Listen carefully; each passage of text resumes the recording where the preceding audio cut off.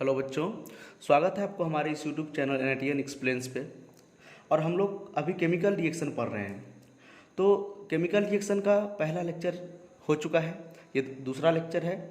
अगर आपको chemical reactions के बारे में बेसिक्स नहीं पता है तो मैंने पहला लेक्चर बना दिया है, तो आप हमारे यूट्यूब चैनल पे जाके वो पहला लेक्चर देख सकते हैं। अगर आपको केमिकल रिएक्शन का बेसिक्स नहीं पता है, केमिकल रिएक्शन क्या होता है, रिएक्टेंट क्या होता है, प्रोडक्ट क्या होता है, और मैंने कुछ लास्ट में इंपॉर्टेंट केमिकल रिएक्शन भी करवाया था, ठीक है, 3 की 4 इंपॉर्टेंट केमिकल रिएक्शंस है।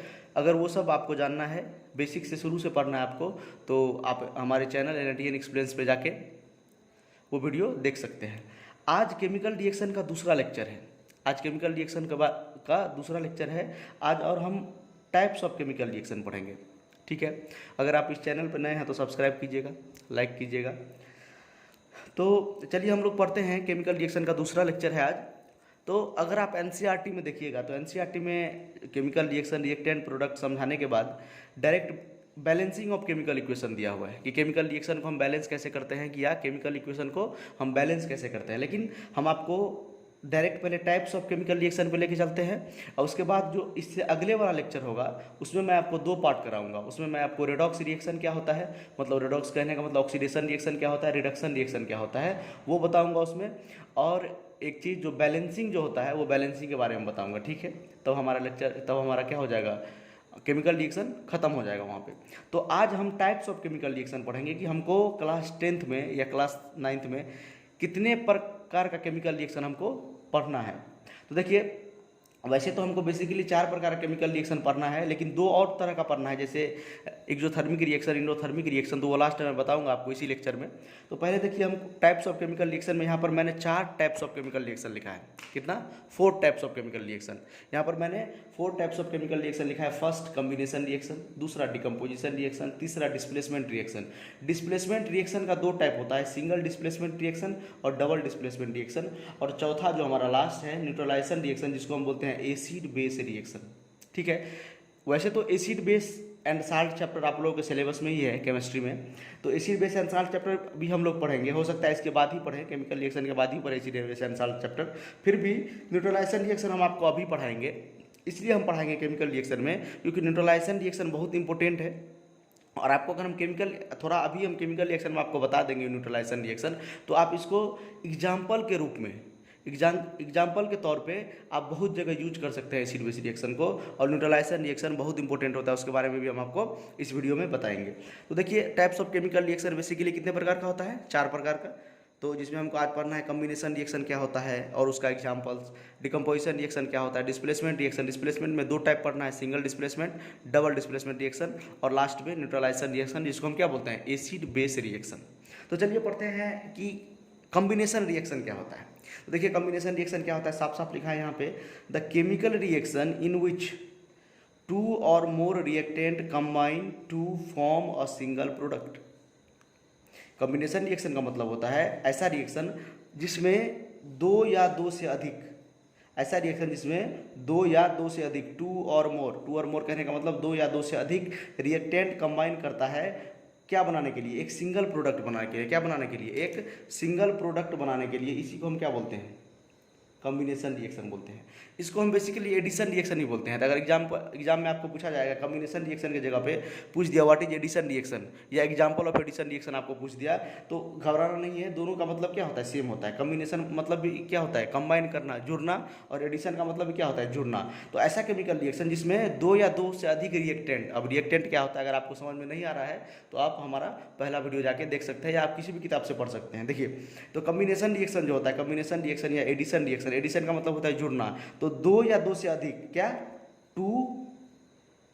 2 और मोर देन 2 रिएक्टेंट, 2 और मोर, या 2 और मोर कहने का मतलब 2 या 2 से अधिक रिएक्टेंट क्या होता है, मिलके अगर सिंगल प्रोडक्ट का निर्माण करे, उसको हम बोलते हैं कम्बिनेशन रिएक्शन। जुड़ना, 2 या 2 से अधिक रिएक्टेंट जुड़ जाता है और सिंगल प्रोडक्ट का क्या करता है, निर्माण करता है, उसको हम क्या बोलते हैं, कम्बिनेशन रिएक्शन बोलते हैं। जैसे देखिए एग्जाम्पल, H2 गैस और O2 गैस H2 और O2 को मिलाएंगे तो वाटर बनेगा, H2 और O2 को मिलाएंगे तो वाटर बनेगा, हाइड्रोजन और ऑक्सीजन को मिलाएंगे तो वाटर बनेगा।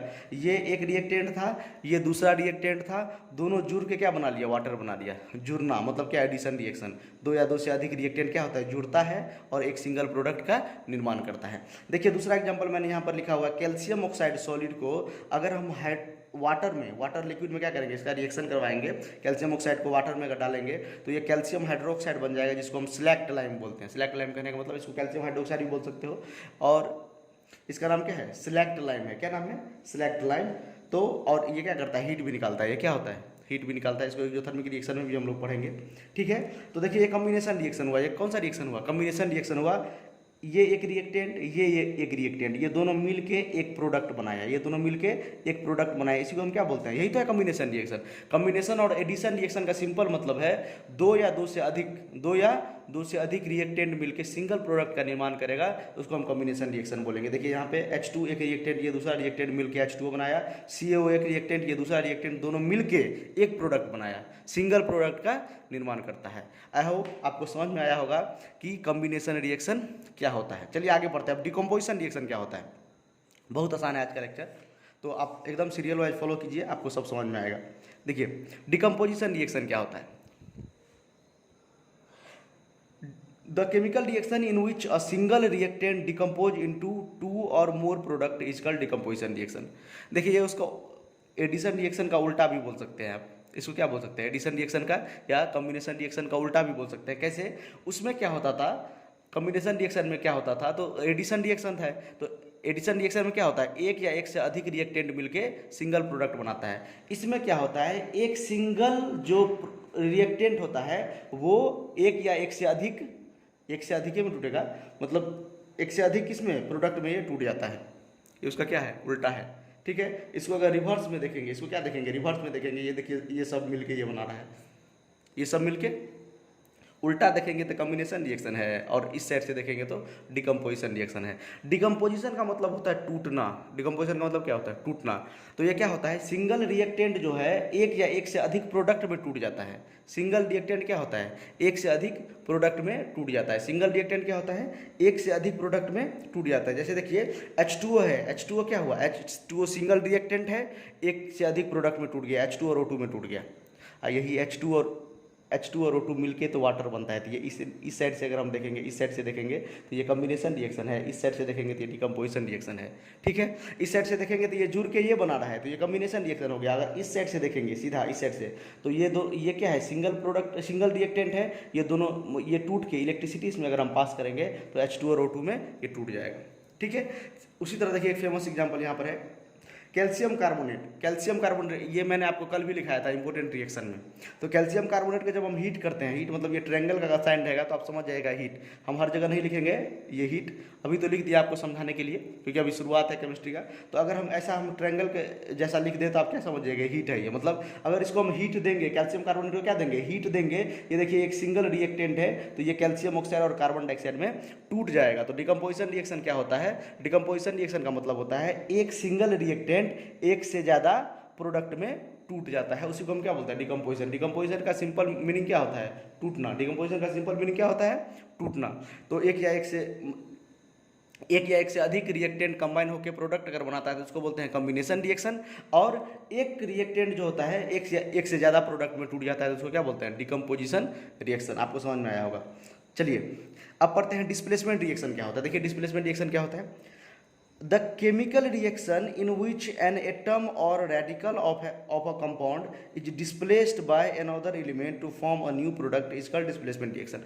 displacement reaction का कहने का मतलब होता है एक कोई आपका रिएक्टेंट रहेगा, सपोज दो रिएक्टेंट रहेगा आपका, दो रिएक्टेंट कोई रहता है। आपको एक एग्जांपल मैंने बताया था कल, जो इंपॉर्टेंट रिएक्शन में पिछले वीडियो में मैंने बताया था आपको, जो लेक्चर 1 है केमिकल रिएक्शन का, उसमें मैंने बताया था कि इंपॉर्टेंट केमिकल रिएक्शन में जो एसिड रिएक्शन करता है मेटल से तो हाइड्रोजन गैस को डिस्प्लेस कर देता है, मतलब हाइड्रोजन गैस निकलता है उसमें। तो बेसिकली वो सिंगल डिस्प्लेसमेंट रिएक्शन है, वो भी क्या है, डिस्प्लेसमेंट रिएक्शन है। अभी आपको हम समझाते हैं कि ये डिस्प्लेसमेंट रिएक्शन क्या होता है। देखिए एग्जांपल से आपको ज़्यादा समझ में आएगा। डिस्प्लेसमेंट रिएक्शन देखिए एक ऊपर में लिखा हुआ है डिस्प्लेसमेंट रिएक्शन। देखिए Fe सॉलिड, क्या iron solid plus CuSO4 aqueous plus CuSO4 aqueous gives FeSO4 aqueous plus Cu solid. कहने का मतलब एस मतलब ये सॉलिड लिखा हुआ है, ए क्यू मतलब ये एक्वस मतलब क्या है, इसमें पानी का मात्रा है मतलब सॉल्यूशन है, और ये फिर एक्वस कहने का मतलब ये क्या है, इसमें भी पानी में सॉल्यूशन है इसका, और एस मतलब ये सॉलिड है, ठीक है। तो कॉपर सल्फेट पहले यहाँ पर था, पहले यहाँ पर क्या था, कॉपर सल्फेट CuSO4, ये क्या था पहले CuSO4, Cu सल्फर से मतलब सल्फेट से बॉन्ड बनाया होता है। अगर इसको आपको हम दिखाना चाहेंगे तो देखिए ऐसे बनाया है, देखिए Cu जो है ये SO4 से क्या था पहले बॉन्ड बनाया हुआ था, ठीक है। देखिए आपको हम केमिकल रिएक्शन में पिछले लेक्चर में भी पढ़ाए थे कि बॉन्ड का टूटना, पुराना बॉन्ड का, रिएक्टेंट का बॉन्ड का टूटना, और प्रोडक्ट में क्या होता है, नया बॉन्ड नया प्रॉपर्टी के साथ बनता है, इसी को तो केमिकल रिएक्शन बोलते हैं। इसमें भी यही होगा। देखिए ये जो Fe है, ये क्या है Fe, ये क्या करेगा, Cu क्या करेगा, अब इससे क्या करेगा, रिलेशन तोड़ लेगा, इससे रिलेशन क्या करेगा अपना तोड़ के किसके साथ चला जाएगा, ये Fe के साथ चला जाएगा, किसके साथ चला जाएगा, ये Fe के साथ चला जाएगा। ये इसमें देखिए तो कौन डिस्प्लेस हुआ और किसने डिस्प्लेस किया, ये समझना है इसमें।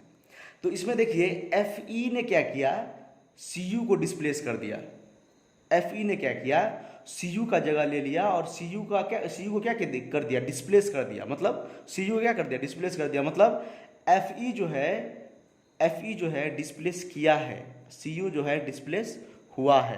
तो देखिए ये Cu क्या हुआ, अकेले निकल गया, और Fe क्या हुआ, SO4 से रिएक्शन कर लिया, ठीक है। तो यही है डिस्प्लेसमेंट रिएक्शन। डिस्प्लेसमेंट रिएक्शन में क्या होता है, एक जो एटम होता है या रेडिकल होता है, मॉलिक्यूल होता है, वो क्या करता है, दूसरे कंपाउंड के रेडिकल एटम या मॉलिक्यूल क्या करता है, डिस्प्लेस कर देता है, क्या करता है, डिस्प्लेस कर देता है। तो यहाँ पर Fe ने क्या किया, तो Cu को डिस्प्लेस कर दिया, मतलब Cu को बाहर निकाल दिया इस कंपाउंड से क्या कर दिया, इसका बॉन्ड तोड़ के खुद ये रिएक्शन कर लिया SO4 से, और ये आयरन सल्फेट बना लिया, क्या बना लिया, Fe सिंबल होता है आयरन का, और ये SO4 आपको पता है वो रेडिकल है सल्फेट, तो आयरन सल्फेट बना लिया और कॉपर को डिस्प्लेस कर दिया। देखिए यहाँ पर लिखा भी है इन द एबव रिएक्शन, क्या लिखा है, in the above reaction iron has displaced और रिमूव्ड अनदर एलिमेंट। आयरन ने क्या किया है, डिस्प्लेस्ड कर दिया। डिस्प्लेस करने का मतलब क्या, रिमूव कर देना, उसको हटा देना, वहां से क्या करना, भगा देना उसको। तो ये क्या किया, आयरन ने क्या किया, कॉपर को भगा दिया है इसके जगह से, और खुद ये स्थान ले लिया है, ठीक है। इसी को बोलते हैं डिस्प्लेसमेंट रिएक्शन। देखिए यहाँ पर लिखा है clear, in the above reaction iron has displaced और रिमूव्ड अनदर एलिमेंट कॉपर को क्या कर दिया है, डिस्प्लेस कर दिया फ्रॉम कॉपर सल्फेट। ये जो कॉपर सल्फेट का ये कंपाउंड था, ये कॉपर सल्फेट जो है, इसमें से क्या किया आयरन ने, कॉपर को डिस्प्लेस कर दिया, कॉपर को बाहर निकाल दिया, और खुद क्या हुआ, कॉपर के जगह पे चल गया, कॉपर के स्थान पे चल गया, FeSO4 बना लिया, ठीक है। From copper sulphate solution this above reaction is called single displacement reaction. देखिए आप कैसे समझिएगा कि ये सिंगल डिस्प्लेसमेंट रिएक्शन है या डबल डिस्प्लेसमेंट रिएक्शन है। मैंने आपको शुरू में ही बताया टाइप्स ऑफ केमिकल रिएक्शन में, पहले कॉम्बिनेशन रिएक्शन, एडिशन रिएक्शन का मतलब क्या होता है, दो या दो से अधिक प्रोडक्ट कंबाइन है को सिंगल, मतलब दो या दो से अधिक रिएक्टेंट मिलके सिंगल प्रोडक्ट देता है। उसके बाद दूसरा मैंने आपको बताया डिकम्पोजिशन रिएक्शन में एक रिएक्टेंट एक या एक से अधिक, मतलब एक से अधिक प्रोडक्ट में टूट जाता है, उसको बोलते हैं डिकम्पोजिशन रिएक्शन। और डिस्प्लेसमेंट रिएक्शन में क्या होता है, एक मॉलिक्यूल एटम या क्या करता है, दूसरे कंपाउंड के मॉलिक्यूल या एटम को डिस्प्लेस कर देता है। तो देखिए इसमें जो है, इसमें दो प्रकार का होता है, एक होता है सिंगल डिस्प्लेसमेंट, एक होता है डबल डिस्प्लेसमेंट। तो ये है सिंगल डिस्प्लेसमेंट। सिंगल डिस्प्लेसमेंट क्यों है, क्योंकि इसमें सिर्फ Fe ने इसको डिस्प्लेस किया, सिर्फ एक ही कंपाउंड डिस्प्लेस हुआ है, सिर्फ इसमें एक ही कंपाउंड क्या हुआ है, डिस्प्लेस हुआ है। अगर दो कंपाउंड डिस्प्लेस हो जाता है तो उसको बोलते हैं डबल डिस्प्लेसमेंट। आपको आगे में समझाएंगे डबल डिस्प्लेसमेंट, देखिए यहाँ पे आगे में। अभी पहले समझिए एक और एग्जांपल जो एनसीईआरटी का है, पीबी। ये क्या है, पीबी कहने का मतलब लेड जो सॉलिड होता है CuCl2 कॉपर क्लोराइड में क्या करेंगे, इसका रिएक्शन करवाइए, ये कोस है, कॉपर क्लोराइड से इसका रिएक्शन करवाते हैं। ये पीबी क्या करता है, तो कॉपर को रिप्लेस कर देता है, कॉपर को क्या करता है, डिस्प्लेस कर देता है, कॉपर को रिमूव कर देता है, ठीक है। इतना कुछ बोलते हैं। देखिए यहाँ पे कॉपर है, ये क्लोराइड के साथ क्या मस्त अपना बॉन्ड बनाया हुआ है। साइड में क्या आ गया इसका दुश्मन, देखिए पीबी आ गया। कौन आ गया, पीबी आ गया। अब क्या करेगा, इस दोनों में क्या होगा, अनबन होगा एकदम, ये दोनों अपना बॉन्ड क्या करेगा, तोड़ लेगा। ये बॉन्ड क्या करेगा, अपना तोड़ लेगा। यही तो ये केमिकल रिएक्शन है। केमिकल रिएक्शन आपको बताए थे, जो रिएक्टेंट होता है, रिएक्टेंट का बॉन्ड टूट जाता है और नया बॉन्ड नया प्रॉपर्टी के साथ बनता है। देखिए अब ये इसके साथ ये बॉन्ड बनाएगा, किसके साथ बॉन्ड बनाएगा, तो पीबी ने क्या किया, पीबी ने कॉपर को रिप्लेस किया, मतलब पीबी ने कॉपर को डिस्प्लेस कर दिया, रिमूव कर दिया। देखिए कॉपर देखिए अलग बेचारा यहाँ पे निकल गया, और PbCl2 क्या लेड क्लोराइड बन गया। इसी को बोलते हैं डिस्प्लेसमेंट रिएक्शन। कौन डिस्प्लेस हुआ, देखिए कौन डिस्प्लेस हुआ ये भी जानना है। डिस्प्लेस हुआ कॉपर, कौन डिस्प्लेस किया, पीवी डिस्प्लेस किया। चलिए अब समझते हैं डबल डिस्प्लेसमेंट। डबल डिस्प्लेसमेंट, ये सिंगल डिस्प्लेसमेंट था, तो डबल डिस्प्लेसमेंट समझिएगा, सिंगल खुद ब खुद समझ में आ जाएगा। देखिए इसमें क्या होता है, डबल डिस्प्लेसमेंट में क्या होता है, Na2SO4 सोडियम सल्फेट पहले एकदम मस्त बॉन्ड बनाया हुआ था अपने से।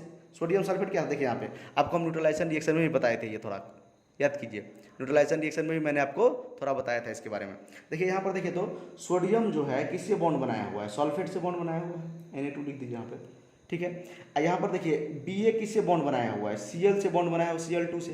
ये क्या करेगा, दोनों अपना अपना बॉन्ड तोड़ लेगा और ये क्या करेगा, अदला बदली करेगा। Displacement reaction is nothing but अदला बदली। अदला बदली करने का मतलब एक्सचेंज, क्या ये दोनों क्या करेगा, अपना अपना बॉन्ड तोड़ के Na चल जाएगा क्लोरीन के साथ। Na किसके साथ जाएगा, क्लोरीन के साथ, अब Ba जाएगा सल्फेट के साथ।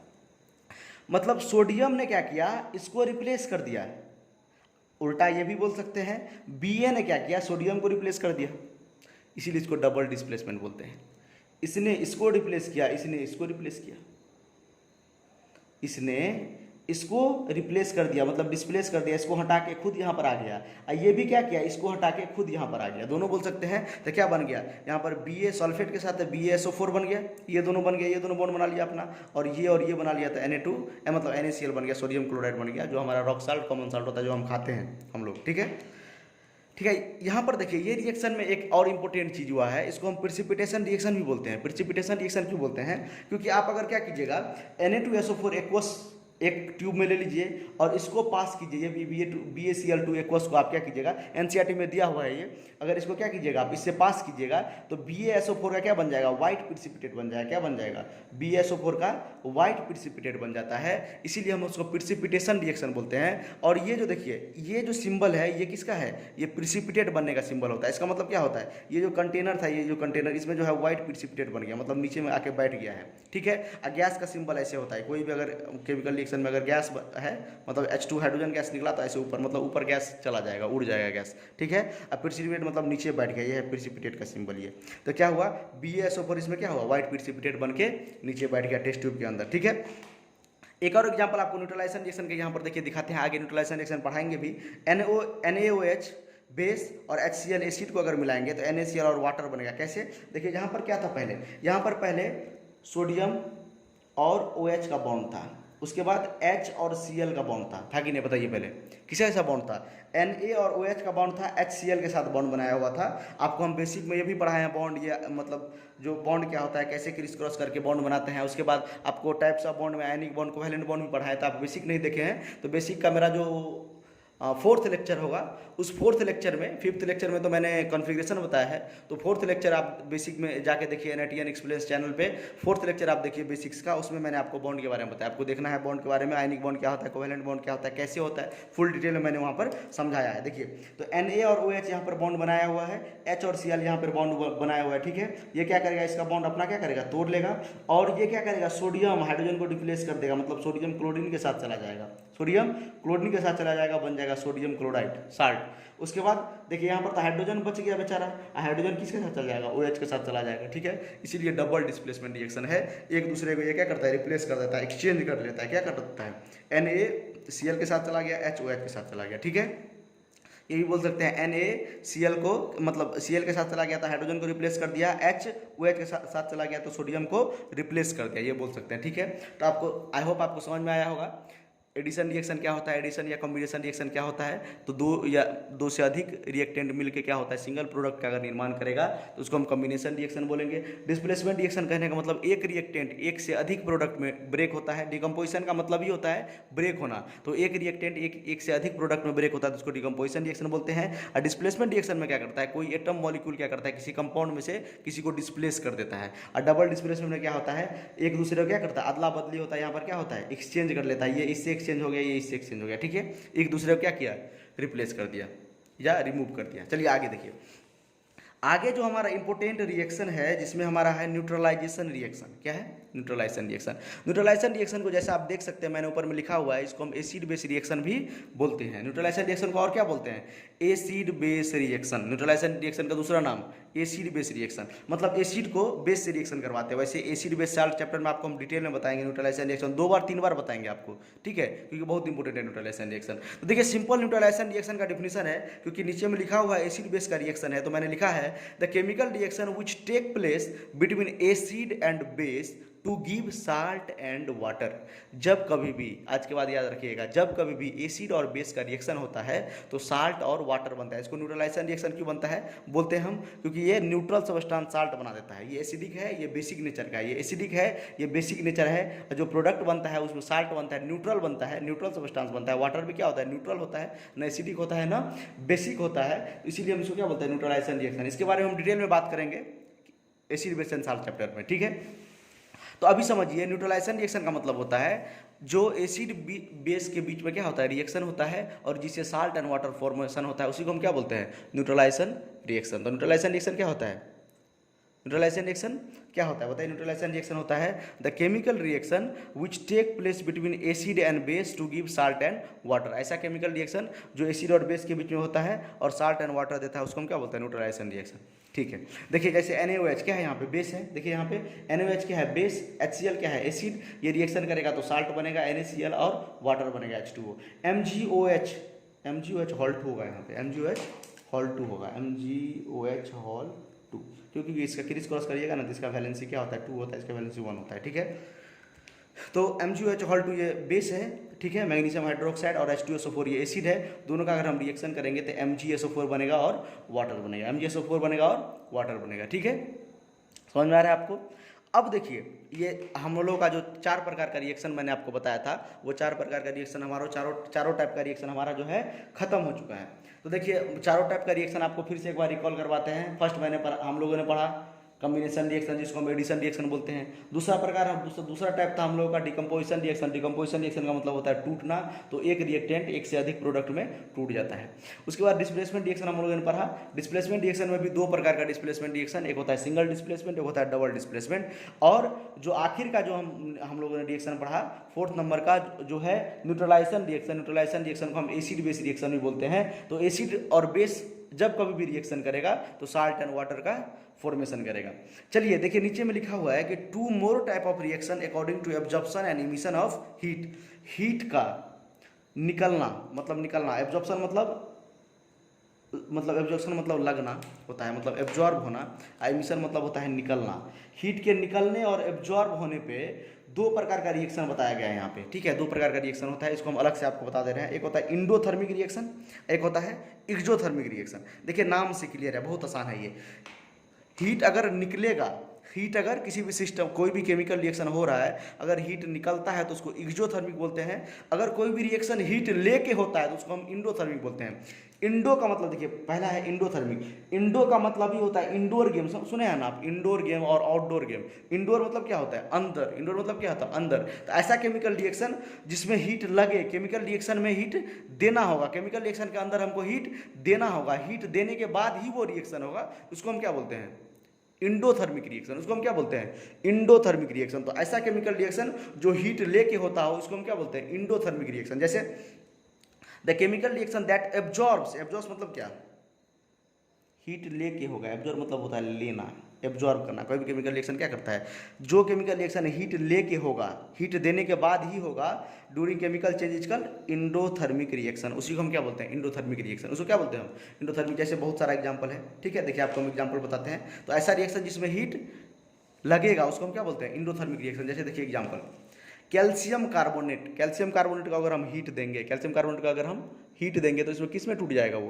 कैल्शियम कार्बोनेट का अगर हम हीट देंगे CaCO3 को, ये देखिए आपको हम बताए थे कि ये जो ट्रायंगल का सिंबल होता है, ये ट्रायंगल का जो सिंबल होता है ये हीट का सिंबल है। किसका सिंबल है? ये हीट का।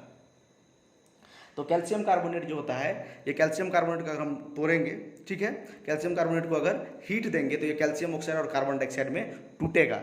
जब तक हीट हम नहीं देंगे तब तक ये दोनों में नहीं टूटेगा। तो इसीलिए ये कौन सा रिएक्शन है? ये रिएक्शन है इंडोथर्मिक रिएक्शन। ये कौन सा रिएक्शन है? Endothermic reaction. तो इंडोथर्मिक रिएक्शन कौन सा रिएक्शन होता है? ऐसा रिएक्शन जो हीट लेने के बाद हो उसको हम बोलते हैं इंडोथर्मिक रिएक्शन। ऐसा रिएक्शन जो हीट लेने के बाद हो, इसमें अगर हीट देंगे तब जाके ये रिएक्शन होगा। ठीक है, उसी के बाद देखिए NaCl जो साल्ट होता है हमारा, रॉक साल्ट, कॉमन साल्ट, इसको टेबल साल्ट बोलते हैं। जो ये हमारा NaCl जो ये साल्ट है, इसमें अगर हम हीट देंगे, NaCl में क्या करेंगे? हीट देंगे तो जाके क्या होगा? ये 2Na और Cl2 में टूट जाएगा। मतलब क्या? सोडियम और क्लोरीन में टूट जाएगा। हीट नहीं देंगे तो ये नहीं टूटेगा। तो इसीलिए कौन सा रिएक्शन है ये कौन सा रिएक्शन है? इंडोथर्मिक, मतलब हीट लगा है। इंडो मतलब क्या? हीट लगा है, एब्जॉर्ब किया, हीट एब्जॉर्ब हुआ है। हीट क्या हुआ है? एब्जॉर्ब हुआ है। इसीलिए ये कौन सा रिएक्शन है? ये इंडोथर्मिक रिएक्शन। इंडोथर्मिक रिएक्शन में क्या होता है? हीट लगता है। ऐसा रिएक्शन जो हीट लगने के बाद हो, हीट देने के बाद हो, उसको बोलते हैं इंडोथर्मिक रिएक्शन। ठीक है, इंडो का मतलब क्या होता है? लगना, हीट एब्जॉर्ब होना। इग्जो का मतलब होता है, आप लोग कहीं पर अगर मॉल वॉल गए होइएगा या कहीं पर सिनेमा हॉल वगैरह में या बड़ा बड़ा जगह पे जो होता है, क्या लिखा होता है? अगर जो निकलने वाला द्वार रहता है वहाँ पर लिखा होता है, होटल में देखिएगा एग्जिट लिखा होता है, EXIT, एग्जिट लिखा होता है। क्या लिखा होता है? एग्जिट। तो एग्जिट मतलब क्या होता है? बाहर निकलना। एग्जिट मतलब क्या होता है? इस साइड, इस द्वार से आप बाहर निकलिए। किसी द्वार पे अगर एग्जिट लिखा हो तो इसका मतलब आप समझिएगा क्या? उसका मतलब होता है कि इस द्वार, ये द्वार क्या है? बाहर निकलने वाला द्वार है। ठीक है, निकलने वाला द्वार है। तो ये इग्जो का मतलब ही होता है बाहर निकलना। इग्जो का मतलब क्या होता है? निकलना। इग्जो का मतलब निकलना, बाहर निकलना। इग्जो का मतलब बाहर निकलना। ठीक है, तो ऐसा रिएक्शन जिसमें से हीट बाहर निकले, ऐसा रिएक्शन जिसमें से हीट बाहर निकले, उसको हम क्या बोलते हैं? Exothermic reaction. उसको क्या बोलते हैं? Exothermic reaction. जैसे देखिए, the chemical reaction that evolves heat during the chemical change. That evolves मतलब क्या? बाहर निकलना। इवॉल्व्स मतलब निकलना। इवॉल्व्स मतलब निकलना। तो ऐसा केमिकल रिएक्शन जिसमें से हीट बाहर निकलता हो केमिकल रिएक्शन के दौरान, केमिकल चेंज के दौरान, उसी को हम क्या बोलते हैं? Exothermic reaction. बहुत आसान था। दो प्रकार का रिएक्शन जो है, जो मतलब हीट निकलने और एब्जॉर्ब होने पे है, मतलब डिपेंड करता है, वो है एक एक्सोथर्मिक रिएक्शन, एक है इंडोथर्मिक रिएक्शन। तो एक्सोथर्मिक रिएक्शन होता है जो जिसमें हीट क्या हो, जिस रिएक्शन में हीट बाहर निकले, और इंडोथर्मिक का मतलब होता है जिसमें हीट लगता है। फर्स्ट था इंडोथर्मिक। ऐसा रिएक्शन जो हीट लेके होगा, हीट देने के बाद होगा, उसको हम क्या बोलते हैं? इंडोथर्मिक। जैसे ये हीट लेगा उसके बाद ये टूटेगा, इसमें ये हीट लेगा उसके बाद कैल्शियम कार्बोनेट, कैल्शियम ऑक्साइड और कार्बन डाइऑक्साइड में टूटेगा, इसको हम बोलते हैं इंडोथर्मिक। एक्सो का मतलब होता है बाहर निकलना। तो ऐसा रिएक्शन जिसमें से हीट बाहर निकलेगा उसको बोलेंगे एक्सोथर्मिक रिएक्शन। जैसे कार्बन को ऑक्सीजन से रिएक्शन करवाएंगे तो कार्बन डाइऑक्साइड गैस निकलेगा और हीट भी बाहर निकलेगा। क्या निकलेगा? हीट बाहर निकलेगा, हीट एनर्जी बाहर निकलेगा, उसको बोल देंगे एक्सोथर्मिक। देखिए हीट बाहर निकला कि नहीं निकला? ये हीट बाहर निकला कि नहीं निकला, इसी को हम क्या बोलेंगे? एक्सोथर्मिक। हीट बाहर निकला, ये देखिए बाहर निकला है, ये लगा है, ये बाहर निकला है, ये लगा है, ये लगता है तो इंडोथर्मिक होता है, बाहर निकलता है तो एक्सोथर्मिक होता है। दूसरा देखिए, बर्निंग ऑफ नेचुरल गैस। ये रिएक्शन तो मैंने आपको कल इंपॉर्टेंट रिएक्शन में बताया था। किसी भी हम हाइड्रोकार्बन को अगर जलाते हैं, हाइड्रोकार्बन मतलब compound containing hydrogen and carbon, compound containing hydrogen and carbon. ये हाइड्रोकार्बन आपको डिटेल में पढ़ना है। ठीक है, हाइड्रोकार्बन आपको डिटेल में पढ़ना है, आप लोगों के सिलेबस में है। तो हाइड्रोकार्बन को देखिए ये हाइड्रोकार्बन नहीं है। हाइड्रोकार्बन मतलब क्या? Compound containing hydrogen and carbon. अगर नहीं समझ में आ रहा है तो आप केमिस्ट्री का ये मतलब जो केमिकल रिएक्शन का फर्स्ट लेक्चर जाके देखिए। ठीक है, वहाँ पे आपको समझ में आ जाएगा। तो ये CH4 क्या है? कार्बन है, और ये हाइड्रोजन है। तो ये हाइड्रोकार्बन को अगर हम जलाते हैं, किसी भी हाइड्रोकार्बन को अगर जलाते हैं तो कार्बन डाइऑक्साइड, वाटर और हीट निकलता है। क्या निकलता है? हीट निकलता है। हमको यही से मतलब है, सिर्फ हीट निकला, एक्सोथर्मिक रिएक्शन। देखिए एक और बहुत इंपॉर्टेंट रिएक्शन यहाँ पर लिखा हुआ है, रिस्पायरेशन ऑफ लिविंग ऑर्गेनिज्म। हम कोई भी अगर लिविंग ऑर्गेनिज्म रिस्पायरेशन करता है, हम लोग जो मतलब ऑक्सीजन लेते हैं और कार्बन डाइऑक्साइड छोड़ते हैं, वो प्रोसेस में भी क्या होता है? वो प्रोसेस भी एक्सोथर्मिक होता है। क्या होता है? एक्सोथर्मिक। अब आपको हम बताते हैं। हम लोगों को क्या चाहिए? एनर्जी। हम लोग क्या चाहिए? एनर्जी। क्योंकि हम लोग को बहुत काम होता है, पढ़ना है, खेलना है, बहुत काम करना है। ठीक है, तो सब काम करने के लिए क्या चाहिए? हमको एनर्जी चाहिए। देखिए एनर्जी कैसे मिलता है, NCERT में एकदम एक्सप्लेन किया हुआ है, आप वहाँ से भी पढ़ सकते हैं। देखिए क्या होता है, हम लोग जो खाना खाते हैं, क्या खाते हैं? खाना खाते हैं। तो खाना में सपोज हम दाल, चावल, रोटी ये सब जो खाए, उसमें क्या होता है? कार्बोहाइड्रेट होता है। क्या होता है? कार्बोहाइड्रेट। आपको हम समझा रहे हैं, ओरली समझा रहे हैं, आप पढ़ सकते हैं NCERT में जाके। तो रिस्पायरेशन जो लिविंग ऑर्गेनिज्म का होता है वो भी क्या है? एक्सोथर्मिक रिएक्शन है। कैसे? क्योंकि जब हम लोग खाना खाते हैं, जो लिविंग बीइंग जो खाना खाता है, तो खाना में क्या होता है? कार्बोहाइड्रेट होता है। तो वो कार्बोहाइड्रेट डाइजेशन के टाइम पे, किसके टाइम पे? डाइजेशन, जब हमारा फूड डाइजेस्ट हो रहा होता है, तो डाइजेशन के टाइम पे क्या होता है? वो कार्बोहाइड्रेट ग्लूकोज में टूट जाता है। किस में टूट जाता है? ग्लूकोज में। फिर से सुनिए, जब हम खाना खाते हैं, सपोज दाल चावल रोटी खाए हैं, तो उसमें क्या होता है? कार्बोहाइड्रेट होता है। तो कार्बोहाइड्रेट जो होता है डाइजेशन के टाइम पे, डाइजेशन मतलब जब फूड डाइजेस्ट हो रहा होता है, तो उस टाइम पे हम लोग क्या, उस टाइम पे क्या होता है? तो कार्बोहाइड्रेट ग्लूकोज में टूट जाता है, कार्बोहाइड्रेट ग्लूकोज में टूट जाता है, और वो ग्लूकोज क्या होता है? ऑक्सीजन से रिएक्शन करता है। कौन सा ऑक्सीजन? जो हम लोग रिस्पिरेशन करते हैं, जो ऑक्सीजन हम लोग लेते हैं, उस ऑक्सीजन से रिएक्शन करके ये कार्बन डाइऑक्साइड और वाटर बनाता है, और एक सबसे इंपॉर्टेंट चीज बनाता है, हीट बनाता है। क्या? एनर्जी। ये क्या देता है हमको? एनर्जी देता है। यही एनर्जी से हम लोग क्या करते हैं? खाना मतलब रिचार्ज हो जाता है फिर से। नहीं, एक दिन खाना नहीं खाता है तो कितना लगता है कि पूरा एकदम एनर्जी लॉस हो गया है। ठीक है, तो हम लोग खाना खाते हैं तो क्या होता है? एनर्जी हमको मिलता है। यही ये भी क्या है? एक्सोथर्मिक रिएक्शन है। इसमें रिस्पिरेशन इन्वॉल्व है कि नहीं? देखिए ना, CO2 इन्वॉल्व है कि नहीं? ठीक है, तो जो रिस्पिरेशन होता है वो भी क्या होता है? एक्सोथर्मिक प्रोसेस होता है, क्योंकि फाइनली जो होता है कार्बोहाइड्रेट जो होता है डाइजेशन के टाइम पे, जो हम लोग खाना खाए होते हैं उसमें कार्बोहाइड्रेट होता है, तो कार्बोहाइड्रेट डाइजेशन के टाइम पे फूड जो डाइजेस्ट होता रहता है, उसके टाइम पे क्या होता है? तो कार्बन डाइऑक्साइड जो होता है ग्लूकोज में टूट जाता है। ये ग्लूकोज है। ये क्या है? ग्लूकोज। ये क्या है? ये ग्लूकोज है, C6H12O6, याद कर लीजिएगा आप। ग्लूकोज में टूट जाता है। ग्लूकोज ऑक्सीजन से रिएक्शन करके क्या बनाता है? CO2 H2O, और जो CO2 हम निकालते हैं रिस्पिरेशन के समय में, क्या निकालते हैं? कार्बन डाइऑक्साइड लेते हैं, CO2 निकालते हैं, और एनर्जी मिलता है हमको। इसीलिए खाना खाते हैं तो क्या मिलता है? एनर्जी। देखिए, तो आपका जो है लगभग आप मान सकते हैं 70% लगभग आपका केमिकल रिएक्शन खत्म हो चुका है। कितना खत्म हो चुका है केमिकल रिएक्शन? 70%। इसमें जो अब मेन टॉपिक बचा है आपका, मेन टॉपिक ये बचा है कि आप केमिकल रिएक्शन को बैलेंस कैसे करेंगे, और रेडॉक्स रिएक्शन। रेडॉक्स रिएक्शन में ऑक्सीडेशन रिएक्शन और रिडक्शन रिएक्शन आपको नेक्स्ट लेक्चर में मिलेगा, और नेक्स्ट लेक्चर में आपका ये केमिकल रिएक्शन खत्म हो जाएगा। ठीक है, तो आप सीरियली वाइज लेक्चर को फॉलो कीजिए। ठीक है, सीरियली वाइज लेक्चर, कल हम बहुत सारा क्वेश्चन भी करवाएंगे, तो आप अगर ये वीडियो देख रहे हैं तो कल भी कंटिन्यू ये वीडियो, अगला वीडियो देखिएगा आप। कल आएगा, परसों आएगा, कल वैसे आ जाना चाहिए वीडियो, तो आप कंटिन्यू देखिए वीडियो। ठीक है, कंटिन्यू क्वेश्चन को लगाइए, हम क्वेश्चन बताएंगे, क्वेश्चन भी सॉल्व करवाएंगे आपको। NCERT का भी कुछ क्वेश्चन सॉल्व करवाएंगे, केमिकल रिएक्शन कैसे बैलेंस करते हैं उसके बारे में एकदम ईजी ट्रिक बताएंगे आपको। ठीक है, ईजी वे में बताएंगे, केमिकल रिएक्शन को आप देखते ही बैलेंस कर सकते हैं। ठीक है, तो आपका पार्ट रह गया है ऑक्सीडेशन रिडक्शन, मतलब रेडॉक्स रिएक्शन रह गया है, और उसके बाद एक पार्ट और कौन सा रह गया है? केमिकल रिएक्शन को हम कैसे बैलेंस करते हैं, तो वो नेक्स्ट वीडियो में आएगा। ठीक है, अगर आपको समझ में आ रहा है तो इसी तरह वीडियो देखने के लिए क्या कीजिएगा, आप चैनल को सब्सक्राइब कीजिए, नए चैनल पे हैं तो, और सब्सक्राइब कीजिए। सिर्फ सब्सक्राइब नहीं करना है, बेल आइकन को भी दबाना है, ताकि अगर हम जब भी वीडियो डालें तो आपको तुरंत नोटिफिकेशन मिले, और तुरंत क्या कर सकते हैं, आप उसको देख सकते हैं और बहुत कुछ सीख सकते हैं। और आप अपने फ्रेंड से भी शेयर कीजिए। ठीक है, और कमेंट कीजिए अगर वीडियो अच्छा लगता है तो। ठीक है, थैंक यू।